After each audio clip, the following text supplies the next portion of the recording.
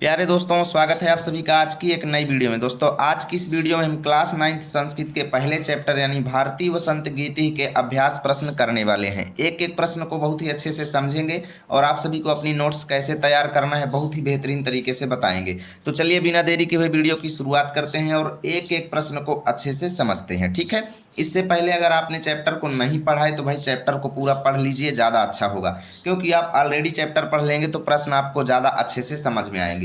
इसलिए अगर आप चैप्टर नहीं पढ़े हैं तो चैप्टर को पहले पढ़ लीजिए, फिर अभ्यास प्रश्न कीजिए। ठीक है, तो पहला प्रश्न है कि एक पदेन उत्तरम लिखता है। इसका मतलब ये है, एक पदेन मतलब एक शब्द में, उत्तरम लिखता है मतलब उत्तर दीजिए, यानी केवल एक शब्द में उत्तर देना है। तो पहला प्रश्न है कि कवि काम संबोधयति। कवि माने कवि ने, काम माने किसको, संबोधयति मतलब संबोधित करता है, यानी कवि किसको संबोधित करता है।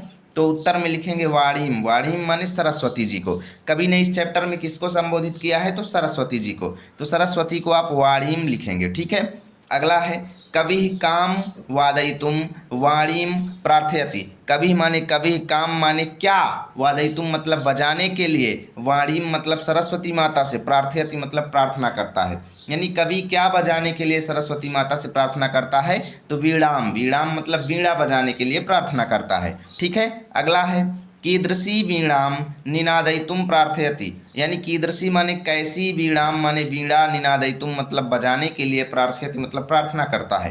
यानी कवि कैसी वीणा बजाने के लिए प्रार्थना करता है, तो नवीनाम। नवीनाम मतलब नई वीणा बजाने के लिए। ठीक है, नवीन वीणा बजाने के लिए। अगला है गीतिम कथम गातुम कथयति। ठीक है, गीतिम कथम गातुम कथयति मतलब गीत किस प्रकार गाने के लिए कहता है, तो मृदुम। मृदुम माने मीठा मीठा। ठीक है, अगला है सरसाह रसालाह कदा लसंती।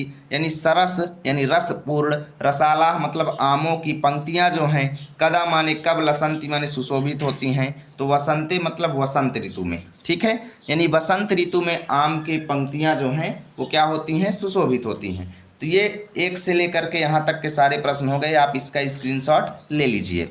अगला देखते हैं दूसरा प्रश्न, पूर्ण वाक्यन उत्तरम लिखत। यानी पूरे वाक्य में, यानी पूरा सेंटेंस में उत्तर लिखना है। अभी तक केवल एक शब्द में उत्तर देना था, इसलिए हम केवल एक एक शब्द आंसर में लिख रहे थे, लेकिन अब हम पूरे वाक्य में उत्तर देंगे, है ना। तो यहाँ पर पहला प्रश्न है कि कवि वाणीम किम कथयति। यानी कवि माता सरस्वती को क्या कहता है, कवि सरस्वती जी को क्या कहता है। तो उत्तर में लिखेंगे कवि वाणीम वीणाम निनादयितुम कथयति। यानी कवि जो है सरस्वती माता को वीणाम माने वीणा, निनादयितुम मतलब बजाने के लिए, कथयति माने कहता है। ठीक है भैया, अगला है वसंते किम भवति। यानी वसंत ऋतु में क्या होता है। तो उत्तर में लिखेंगे वसंते यानी वसंत ऋतु में, सरसाह मतलब सरस, रसालाह मतलब आम की पंक्तियां या आम जो हैं, लसंती माने सुशोभित होते हैं। ठीक है, और कोकिला मतलब कोयलें जो हैं, कूजंती माने बोलती हैं। ओके, ये आपका दूसरा प्रश्न हो गया।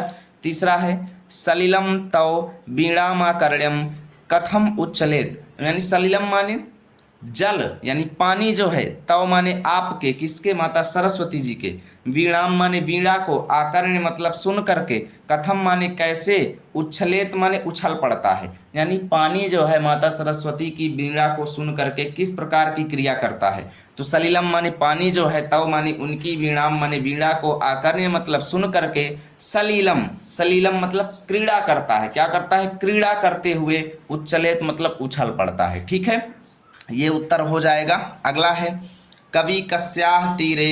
कवि कस्याह मतलब किसके, तीरे मतलब किनारे पर, मधु माधवी नाम नताम पंक्तिम अवलोक्य वीणाम वादयितुम भगवतीम भारतीम कथयति। समझिएगा, कवि किसके किनारे पर, मधु माधवी नाम मतलब मधुर लताओं की, नताम मानी पंक्तियों को, अवलोक मतलब देख करके, बीड़ा बजाने के लिए, भगवती भारती मतलब माता सरस्वती को कहता है। किसके किनारे की सुंदरता को देख करके कवि जो है वो माता सरस्वती को बीड़ा बजाने के लिए कहता है।